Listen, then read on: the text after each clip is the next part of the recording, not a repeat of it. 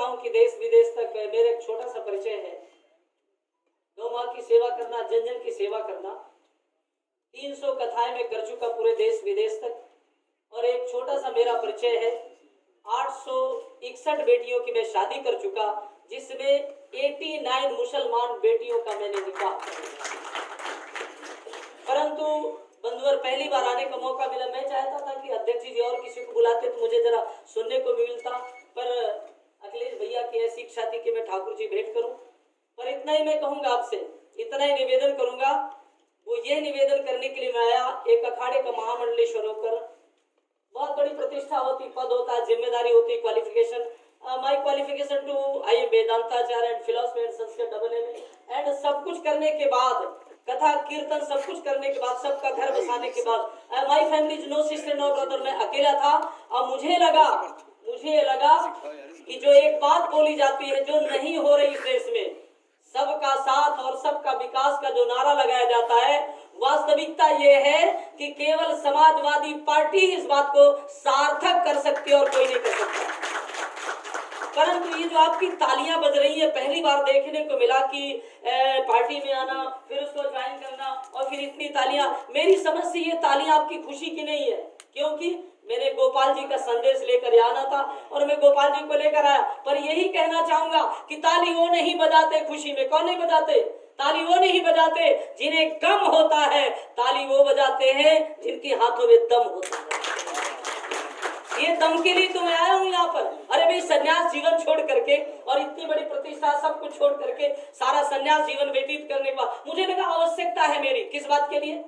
आवश्यकता मेरी इस बात के लिए जो मुझे मेरे ठाकुर जी ने कहा, क्योंकि ये जो मंच है ना, इस मंच का अधिकार, इस मंच की प्रतिष्ठा, यहाँ का सम्मान और यहाँ का बहुत बड़ा पद भगवान कृष्ण ने यदुवंशियों को दिया है और किसी को भी नहीं दिया।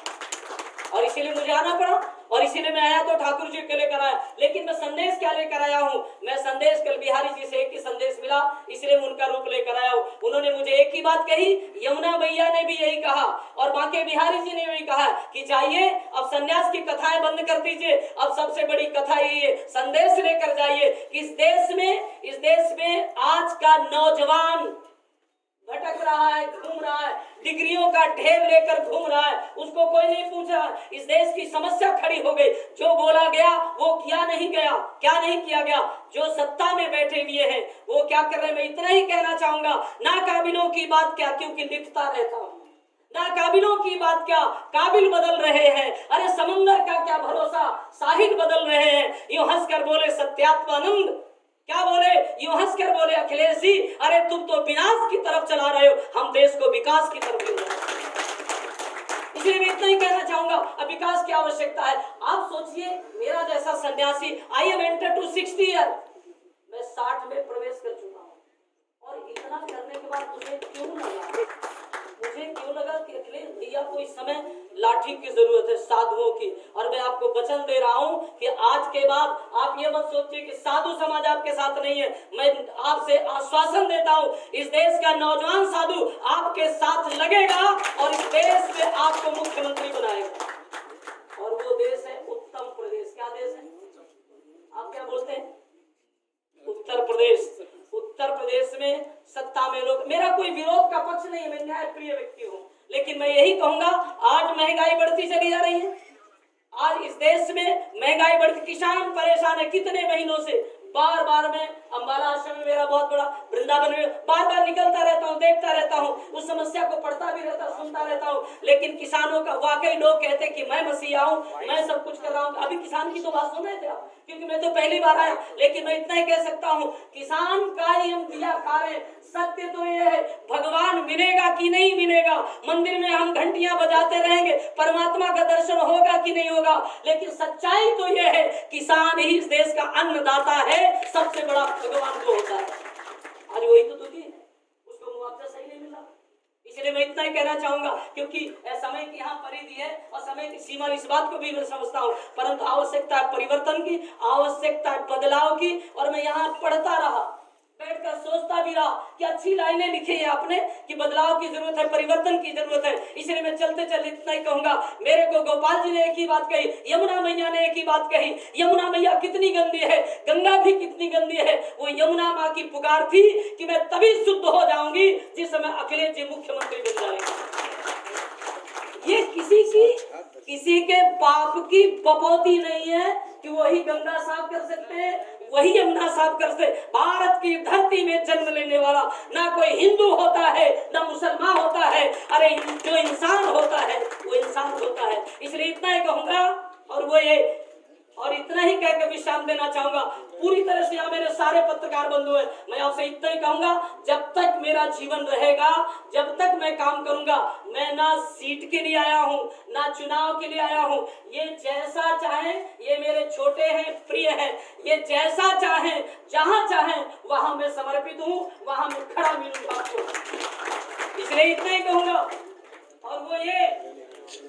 और इतना ही कहकर बात को समाप्त करूंगा।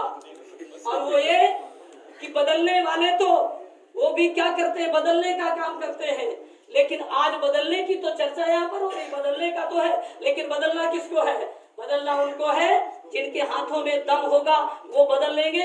आज सरकार बदलने की चर्चा हो रही है, इस देश की समस्या को सुलझाने की बात हो रही है, इस देश में गरीबी को दूर करने की बात हो रही है, इस देश में।